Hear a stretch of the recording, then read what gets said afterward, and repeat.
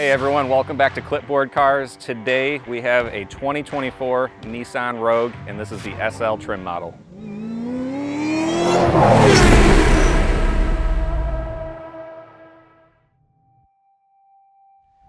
Now the Nissan Rogue is meant to be a budget-friendly mid-size SUV, and this car in particular starts out at about $35,000 to $36,000 depending on options. Now the base model of the Rogue starts at $28,500, making this a very good option for a good family car.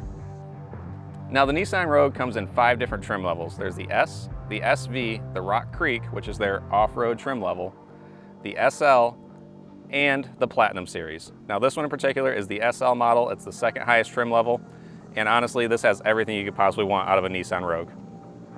So in this video we're going to go over 3 exterior features as well as 3 interior features. We'll show you a wide open view of the vehicle as well as take it for a drive and give you our impressions.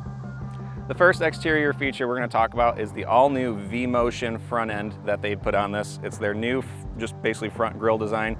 Before they had this tiny little notch that came down, but now it's this big, grand, wide looking design that they've got going on, and it's their new look going forward for most of their models going forward. The second feature we're going to talk about are the wheels. The SL comes standard with 18-inch alloys that really give this vehicle pretty good looks.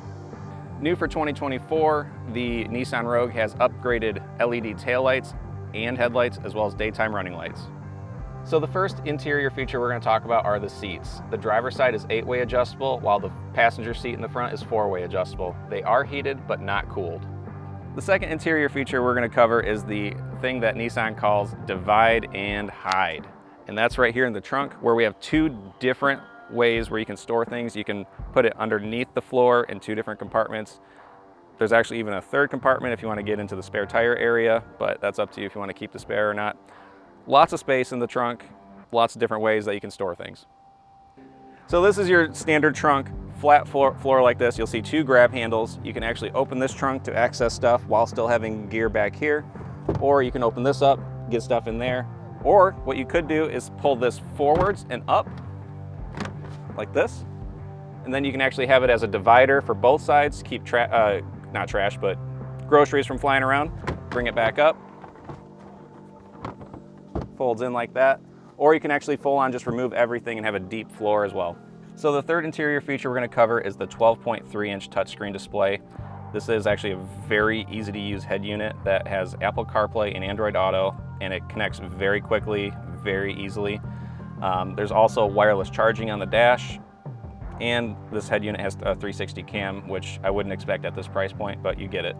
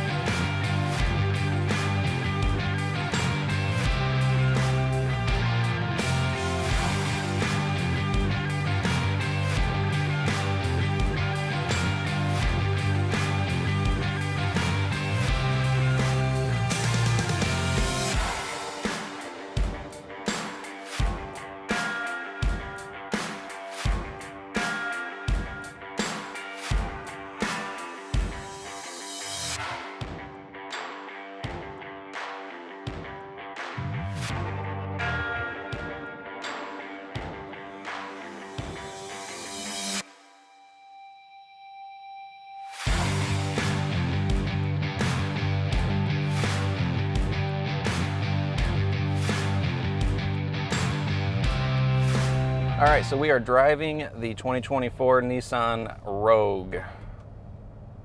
Feels like any ordinary car you can possibly think of. So the Rogue has arguably one of the smallest engines you can put in a vehicle. It's a 1.5 liter inline 3-cylinder, and it has 201 horsepower, 225 foot-pounds of torque. Now for those of you that really don't pay attention to what power numbers or power figures mean, it's still a pretty good number given that this is a 3-cylinder engine. You shouldn't have any problems getting up to speed on the highway. This car is actually fairly peppy and even has paddle shifters to shift gears. Now I wouldn't expect to put paddle shifters in a car like this, but when I have driven this through the mountains of like Tennessee and stuff like that, it's kind of nice to be able to just shift your own gears and not have to use your brakes. Now the only real downside that I see to this car is that it's running a CVT transmission. It's not ideal for like performance driving, but again, that's not why you're buying this. You're buying this for daily driving use. You're just going from point A to point B. 99% of the customers that buy this car aren't going to care or even notice what that even is. So by all means, if you're buying this car for daily driving, you're going to like it. It's going to do what you want it to do. So probably one of the more important things that you're wanting to know about this car, what kind of fuel economy can this midsize SUV get? Because you're trying to get as big of a vehicle as you can get while getting the most efficiency. So in the city, this is getting about 28 miles per gallon, and then on the highway you're looking at about 34. Combined city and highway, you're looking at 31 miles per gallon. And I'll be honest, that's pretty good because this is a very large vehicle for those kinds of figures. So a cool feature that's on the SL trim level is that it has adaptive cruise control. So you hit this little blue button that's on the steering wheel, and then the car can set its own space and keep itself in the lane, as well as keep a distance from the car in front of you, and you can choose what kind of distance, whether you want a 3-car length, 2-car length, or 1-car length away from the vehicle in front of you, and then the car can just drive itself. You don't have to use the brakes or the gas when you're on the highway. When it comes to activating cruise control, this one kind of tripped me up a little bit because I was trying to find just the regular cruise control, but you have to hit the blue button once, and then you have to hold it again to deactivate all the other stuff if you just want regular cruise control. Now I will have to say the seats in this car are very comfortable. I could definitely see this vehicle being a good long distance car. Road trips, couldn't see there being an issue there. I am 6'3", and I fit great up here. The back seats, I actually fit pretty good back there as well. If you're trying to fit car seats and stuff, no problems there. You can fit dogs in the trunk as well. Now the sound system in this car is average. There's nothing more to say about that. It's just purely average. If you really want good sound, this is not the car for you. But again, for the price tag of this car and everything that you get with the other features, like this is a very well priced car. If you're just looking for an A to B car, this is it. Hope you managed to learn a few things about the Nissan Rogue, and if it might be the right car for you, who knows.